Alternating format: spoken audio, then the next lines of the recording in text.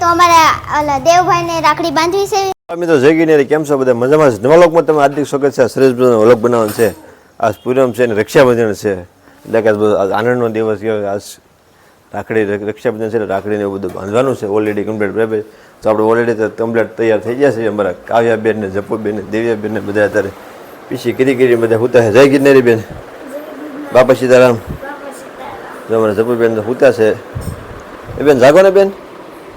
એ બેન જપુબેન આવું સાકું નથી બેન? હે એ સમીર હું ત્યાં મારે દિવ્યાબેન પીછી કરીને પાછા હોઈ ગયા છે બરાબર. બધા કન્ટિન્યુ વ્લોગમાં મંડી જાય. સરસ વ્લોગ બનાવવાનો છે બરાબર. તો ચાલો ફટાફટ આપણે દીવાબત્તી કરી નાખ્યું અને પછી આપણે થોડો ઘણો નાસ્તો કરી લેવી.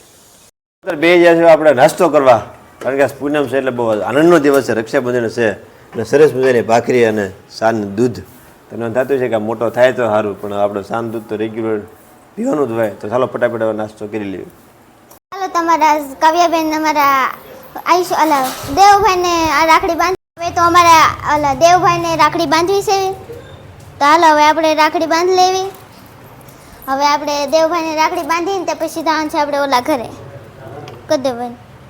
એટલે ફેમિલી અત્યારે આપણે રોડો પાણી કરીને જમીન કાઢીને કમ્પ્લીટ થઈ જશે. અમારા બે બહેનો આવી ગયું છે રાખડી બાંધવા ઓલરેડી કમ્પ્લીટ. અત્યારે અમારા જપુબેન જવો સરસ મજાના તૈયાર થઈ ગયેલા. અમારા પાણી બેન આવ્યા છે બેન, સીનુબેન, તો સીનુબેન ને બધા અત્યારે આવી ગયા છે.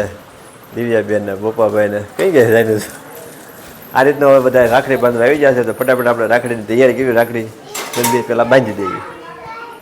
ચાલો તો રાખડીને એવું બધું અત્યારે પેંડા ને એવું બધી તૈયારી ધીમે ધીમે બધી થયું છે. આ રીતે બોક્સમાં બધા પેંડા આવ્યા છે, આ રાખડી આવી ગઈ છે. આ બધી મીઠાઈ અત્યારે ઓલરેડી કમ્પ્લીટ થાય છે અને બધા અત્યારે રાખડીની